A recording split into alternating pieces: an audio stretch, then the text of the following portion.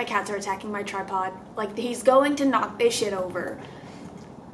I didn't think any of this through. I'm staying home this weekend. I told you guys that I had a trip planned for this weekend. I mentioned this in my video from Wednesday, but it was near the end, so I wanted to mention it again. I canceled my trip. I am quarantined here in my apartment. I got meat and I got my cats, and that's about it. Arizona actually went on lockdown last night, and so the only places we're really allowed to go, the only places that are open are grocery stores, pharmacies, and drive-thrus. So you can still get fast food and stuff, but restaurants themselves aren't open. I haven't tried leaving my apartment though, so I don't know if literally everything is closed or what's going on. But last I heard, we are on lockdown. It's just such a weird feeling because it doesn't seem real. It's a pretty scary time, and I encourage all of you to stay home as much as you possibly can. Take comfort with the people who live with you, the people around you. I'm taking comfort with my kitties because they're all I have right now. I don't have anyone else. I saw my dad yesterday. I went over to my family's house, but that's pretty much gonna be where I stop. My social interactions, for the most part, I'm just staying inside and I'm trying to keep myself busy. And it's really hard right now because it is so gloomy outside, and my depression does get really bad when it's like gloomy and raining, which is why I didn't do well in Dallas. It rained every fucking day. And so today's been a hard day. It's been a rough start to my day. I just feel out of it almost, but I wanted to film because I don't want that to stop me. And to distract us from how crazy the world is right now, we're gonna read some crazy ex-boyfriend stories because I thought that was fitting. I went through my subreddit and I picked out 3 different stories that I'm going to read. I just figure, you know, while we're waiting for the world to end, why not hear about the crazy people in it? I'm gonna try really hard to upload 3 videos consistently for the next couple of weeks because I know that we're all trapped at home. And so 1, it'll keep me sane because I'll have things to do. And I'm sure that you guys are at home and bored. And I don't know if watching my videos is gonna help you, but I'm gonna pretend like it will. This is a trigger warning though. These are abusive ex-boyfriend stories, but also crazy ex-boyfriend stories. I don't know what each of these contain because I haven't read them yet. I skimmed them a little bit, but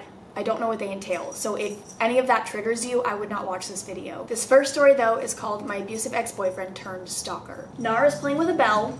I got Nara this cute little bow tie and it has a bell on it, and I can't put it on him because he knows how to take it off, but I'm gonna take it from him now. I love him, but I'm filming. No, I'm so sorry. I love you, but you cannot be jingle jangling. Oh. I always feel like the bad mom when I take stuff away from them. Play with that. They said I've changed all the names in this story so nobody can look into this guy because he has a pretty unique name. I'm also really sorry it's so long, but it's worth the read. I don't mind. So back when I was 14, I'm almost 22 now, married with a kid, I was best friends with this girl named Tammy, and on her 16th birthday, we went to a bar for her birthday. Her mom worked in a bar and it was convenient to use the space for her party. No alcohol was involved. Okay, I was about to say, where are you from? Where do you live that you can go to a fucking bar for someone's 16th birthday? And she had just gotten a new boyfriend who we were all going to meet at the party. He was older. Turns out I had met his younger brother Shane a couple times and we had got to talking at her party, and he told me that Shane had a crush on me. Let me make this clear. I'd only seen him a handful of times, maybe said a few words to him max, and the last time I saw him I was 13. But me, being a 14-year-old, thought nothing of it, but that it was sweet. His brother also told me that Shane had low self-esteem and didn't think anybody would date him because he's not cute. I thought he was a reasonably good-looking guy, and I really liked to pretend that I was confident back then, so I told his brother to tell him that I thought he was cute. I didn't think anything was gonna happen, but a few weeks later, the brother messages me on Facebook and says, "Hey, this is Shane's number. Can you text him and tell him what you told me at Tammy's party?" This is the most 14-year-old thing I've ever read. I said, what the hell? Let's boost his confidence a little. So I texted him and he was completely shocked that I specifically would text him. I was flattered and we kept texting. He was sweet and funny and a little quirky. Actually, a lot quirky. Anyways, we started dating. He got me into watching movies. He was a movie buff and in turn turned me into one. I'm still one to this day, honestly. Me too. I don't know why, but when I was younger, I hated watching movies. I thought they were boring and I didn't like sitting still. But now, dude, I can sit there and watch like 20 movies in a row and be completely fine. On our first date, we watched a specific... I can't say that. On our first date, we watched a specific movie, which in the odd chance he's seeing this, I won't disclose. I'm that scared. I thought this was gonna be like, I guess from the title it is abusive, so I don't know what I thought, but it started out so innocent. But it's important for the story. Anyways, he kind of worshipped me in a way. He always talked about how he couldn't believe I was his girlfriend or that I was way out of his league, and he kind of showed me off. Like all my mediocre talents, like baking or painting, he would boast to everyone about. This sounds sweet in hindsight, but it really felt like he was putting me on a pedestal, and it felt very odd to me. Then I started to notice that he remembered really particular things about me that I'd never remember. He told me that he remembers what I was wearing at our mutual friend's birthday party back when I was 13, down to what my shirt said and that I was barefoot. He also told me he remembered coming to my Halloween party back when I was 9 or 10. I don't remember this at all, but he could tell me specific things about the party that led me to believe that he was actually there. They should have all been red flags at this point, but I don't know what I was thinking. Anyways, a year of our relationship goes by and he starts to get really territorial. It got really weird. He didn't like any of my lifelong guy friends. He would always say how they were good looking, and if I wanted to be with somebody in my league, I would be with them. And anytime he would get in an argument, he swore I would leave him and go running to them. It was weird. He also had a problem with pot. Not that I'm against anyone smoking, you do you, but he turned into a completely different person.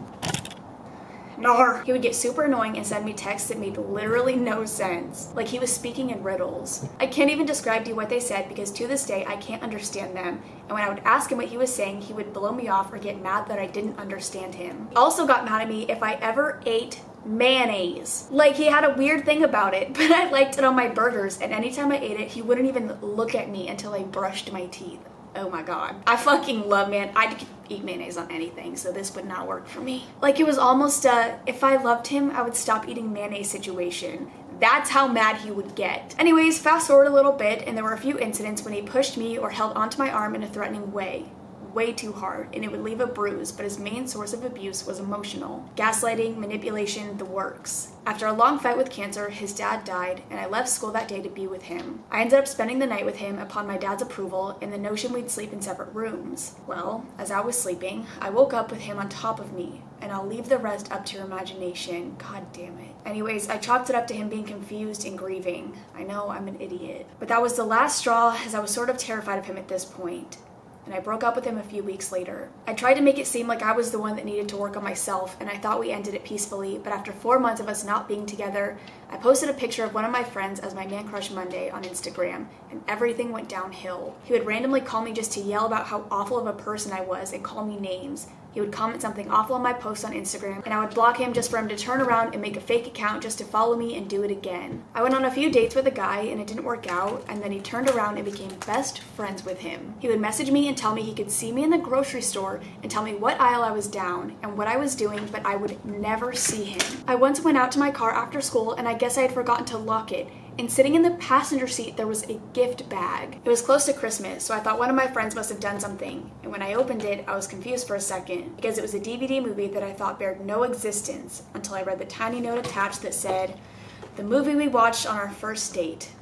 I immediately knew it was from him. But honestly, I didn't remember that we watched that movie. I don't know if it's just bad on my part, but it wasn't a very memorable movie. If he found out I was interested in somebody, he would threaten to beat them up. He would randomly message my friends. On my 17th birthday, I went to the mall that's an hour and a half away from my small town. I later found out from a friend I took with me that he found out and showed up there and followed us around. Apparently, he also tried to get some of my friends to leave the group to give him info about what we were doing after we left the mall. This stuff didn't stop for a year and a half after we broke up. And I don't know if it was because my boyfriend, now husband, threatened him so many times or that he just got bored. But to this day, I'm always looking over my shoulder, especially when I go back home, even though I know he moved. I haven't talked to him in 4 years, but I hear he's on a lot of drugs now, and basically his brain is fried. But yeah, I feel like I have to keep up my guard. So Shane, let's not meet again. Dude, some men are just absolutely insane. Some women are insane too, but like, okay, this next story says, psycho ex-boyfriend that doxed me. Let's never meet again. Warning, this may be unsettling or triggering to those who have been in an abusive relationship. Please read with caution. And in this case, please listen with caution. I wanted to share this story to show that it's okay to reach out for help and that nobody deserves to be treated like this, no matter how much they think they deserve it. I would also like to point out that you truly don't know somebody until you've lived with them. This happened around 2 years ago when I was 19 and 20. I was in a very abusive relationship that lasted almost 5 years until I finally got away. During the beginning of the relationship, we were both in high school. I didn't give enough attention to red flags that I should have given attention to. Stuff like obvious signs of cheating that I confronted him about and he brushed it off saying I was crazy and that he loved me, blah blah blah. I ended up giving in and staying with him. Things didn't get very bad until we moved in together with two of our friends. He started controlling what I wear, my hair, my makeup and hobbies, and my sleep. He would also make me cut off my friends and my family, including my mom, who I was very close to. He hacked into my accounts, which I was unaware of at the time, and then it started to escalate even more. He would call my work and say stuff like my family was in the hospital and I needed to come home, or any serious emergency. Keep in mind, I didn't have a working cell phone at the time and it only worked with Wi-Fi that my work didn't have. I would come home each time freaking out that something happened. It was always nothing. It was always a lie. That is fucked up. He would then lock me inside the house saying that he thought I was cheating on him and lying where I was, which I wasn't. He would get irritated and slam shit around and made me feel miserable. This was just the beginning. He would embarrass me, throw things at me. He ended up gaslighting me so extreme that I thought I was crazy. I had enough at this point and I told him I wanted to break up and I was not his caged animal. He would get extremely upset and threaten to kill himself each time I would try and break it up. So much that he would try and perform it in front of me, saying, "This is what you wanted." I would freak out and stay. I ended up unblocking my mom on Instagram because Facebook was too obvious. And by this point, I knew he had hacked into my Facebook. Me and my mom agreed to meet while he was at work. While I was with my mom, I told her everything that had happened to me. It took me years to tell my mom what had been going on. Why? I guess part of me was scared and prideful. And I guess the other part of me didn't really notice what was going on. He had manipulated me to the point I thought I was being overdramatic. My mom told me to pack a suitcase and hide it and leave while he was asleep. Also that I could live with her and her boyfriend until I was ready to move out. I planned out leaving so carefully. I packed a suitcase secretly and I had an exit plan. I was ready. Until he caught me and he knew exactly what I was doing. We had another huge fight and I told him I was going to sleep on the couch in the living room and he surprisingly agreed. However, he ended up filling a plastic water bottle with his urine and proceeded to pour it on me while I was sleeping, only to wake up to him laughing and yelling in my face angrily, saying I was cheating on him in my dreams. I'm so fucking sorry that you had to go through this. A couple days later, we finally broke up after I told him I didn't care if he killed himself because he had been cheating on me. He said, "I'll jump right off the interstate bridge in front of you." I replied, "Do it. Good luck walking there since you don't drive." He was in shock with me saying this while I proceeded to leave. Good for fucking you, dude. I ended up begging my landlord to take me off the lease and I explained why and he quickly agreed. I got all of my stuff out while he was at work the following day. He would bombard my phone asking me to help clean because he couldn't get it all. Caved in and I agreed thinking he would leave me alone after this. I was wrong. I ended up going over there ready to clean and he would try to make sexual advances to me. I declined them hard and cold and told him I was only there to clean. He started to get angry. He trashed the whole place and started to throw dishes at me, calling me a thought, whore, a cunt. I found it kind of funny later because he was the one sleeping around. I left and went to my car. Stupidly, I was on my phone, it was new at this point, shaking with anxiety, trying to find a song to play to help calm me down. He ran up to my car and banged on the window while screaming at me, while he proceeded to try and break into my car. He told me if I didn't come inside to try and talk to him, he would damage my car so I wouldn't be able to leave. Again, in panic, I stupidly gave in. I walk inside with him, neither of us communicating. Once inside, he screamed in my face saying that I didn't care if he ended up homeless, because I refused to drive him to live with a girl he had been cheating on me with, and how much of a cunt I was. He went to the kitchen and slammed shit around, throwing and breaking dishes on the ground. By this point, I sprinted out of the door and started to drive the fuck away. Nar. The blinds! He ended up jumping on my car, beating my back window. He lost his grip when I turned quickly out of the driveway. Dude, oh my fucking god. He proceeded to call me nonstop, so I blocked him on everything while driving in fear and panic. When I got back to my mom's, I locked my doors and I hid under my blankets. Yes, I was like 20 at this point. I know, I would do the same thing. I'd be like hiding under my fucking bed. I ended up having the biggest panic attack I have ever had, thinking about what would have happened if I stayed. What would have happened if he managed to break my car so I couldn't leave? I have bad PTSD about my abusive ex-stepfather, so when the memories from that day would replay over and over in my head, I could only see my ex's appearance as my ex-stepdad's appearance. It made me feel sick. Again, me being stupid, I didn't call the police, so there was no way to get a restraining order against him. For a very long time, I was afraid to leave my house, until my mom told me, "You know he doesn't drive. It's okay, honey. You are fine. You've got to keep fighting." I fucking love your mom. She is incredible. He ended up moving away to live in another state after that, but he would always find a way to call me from an unknown number and text me using another app's number. This went on for a while, and then it stopped after about a year. Until a couple months ago, I found out that he doxed me. He had taken a picture of my old Wish account that had my old bank account information, including my current address. He put, "Go find this whore and make her life miserable." Supposedly it got taken down because people were reporting it. Friends who saw it texted me about it, but they didn't take a screenshot, so I never had proof to press charges. Since then, he's gotten a girlfriend and he's left me alone. I'm glad that he's left me alone. However, I'm terrified for his new girlfriend. I'm also terrified whenever I hear he's going to come back to my state. I always keep pepper spray on me now so I can protect myself in case I run into him.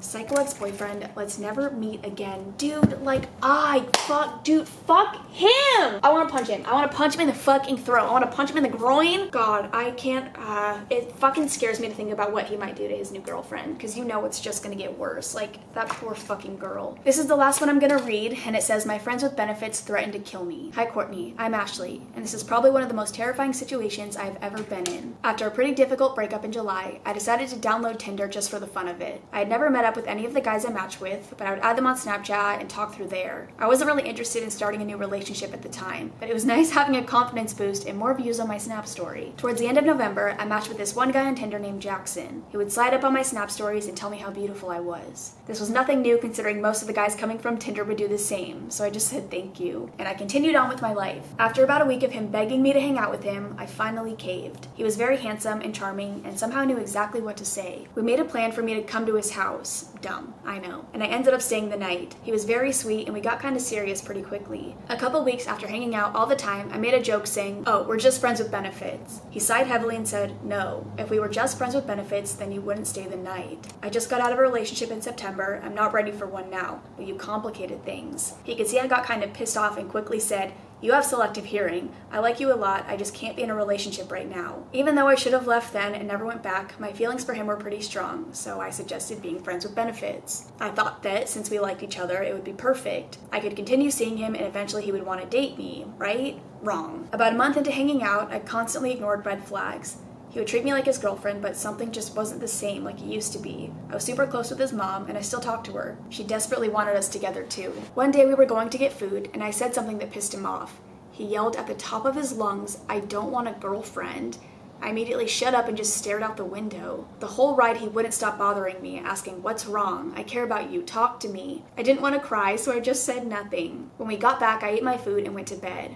Not even a week later, I found out he had been talking to another girl. I know I didn't have the right to be upset since we were just friends with benefits, but I was, although I didn't let him know that. I told him I was done with whatever we had going on, and he said okay. Maybe a couple days later, his mom called me asking to help pick out outfits for her trip to California. I work in a retail store, so I'm used to picking out outfits, and I love helping people find the right clothes, so I told her I would come over in a couple hours. Nothing was out of the ordinary when I went. I didn't really talk to him. We got into a play fight, which we used to do all the time, so I didn't think much of it. The next day, after his mom left for her trip, I got a text from Jackson. He was asking me if I had pods since the legal age to buy nicotine recently changed to 21. We're both 19. But I had some from before the age change, so I told him yes. He begged for me to bring them, and I had a terrible problem at saying no, so I did. I told him I would bring it over after I got off work at 9. It's a 40-minute drive to his house, and I didn't want to drive home, so he said I could sleep in his mom's room. We both have Siberian Huskies from the same litter, so I brought my dog too. When I got there, I put my puppy on the floor to play with her brother, and I gave him the pod. I put all of my stuff in his mom's room and piled up on the couch while him and his brother watched a movie. I knew Jackson had a girlfriend now, so I kept my distance from him. When it was time for bed, I went to get my dog from Jackson's bed, and he told me to just sleep in there with him. The dogs were already piled up on the bed, so going against my better judgment, I said okay. I kept a distance from him by putting dogs or stuffed animals in between us.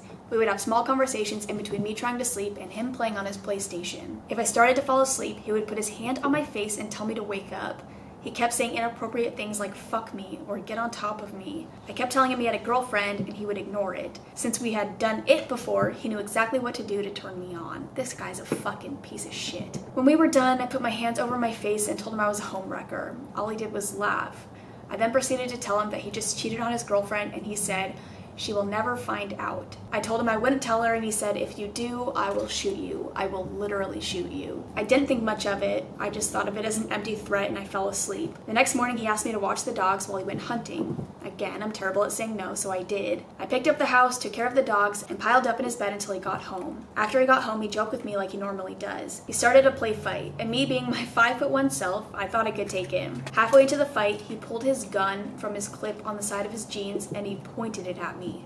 I told him to put the gun down, but he wouldn't. His gun had a red laser light on it to help him aim when he goes deer hunting. He turned the red light on and pointed it at my heart, saying, right through the fucking heart. I'm literally shaking right now, dude. Oh my fucking god. I was in sheer panic at this point. I knew he wouldn't actually shoot me. Or would he? I told him to put the fucking gun down, and he proceeded to point it at my dog. At this point, I was in panic mode. I was yelling, telling him to put it down. Eventually, he put the gun back in his clip, and I grabbed my stuff and my dog, and I got the hell out of there. I haven't seen him since or talked to him since. My parents still don't know I was ever there, so hopefully he doesn't come looking for me when his fling ends. Guns aren't a joke, especially when they're loaded. So creepy Tinder guy who thinks it's funny to point guns at people over cheating on your girlfriend, let's not meet again. Holy shit. It's like the same thing as the last guy. It's like, I feel so fucking bad for the girl he's with now, because if he can treat you like that, just imagine what she's gonna be going through. Like, that shit's so fucked up. You should call the police. Like, you should tell somebody about that. It's also just unbelievable to me that he was really threatening you because he cheated on his girlfriend. Like, I agree, like, it's something that you shouldn't have done, especially because you knew that he had a girlfriend. But he's a part of that. He did that. He cheated on his girlfriend, and now he's mad at you, and now he's threatening to kill you and your dog. Like, God, it's fucking insane. I hope you guys enjoyed. This definitely gave me something to distract myself for a little bit, but now I'm just a little bit freaked out. If you guys have any other stories, I will have my subreddit linked down below, but I'm gonna go. I love you guys. Remember to stay safe and distance yourself from people during this time. I know it's hard and I know it sucks, I know it's hard and I know it sucks, but it's what we have to do for the time being. I will see you in the next one. Bye!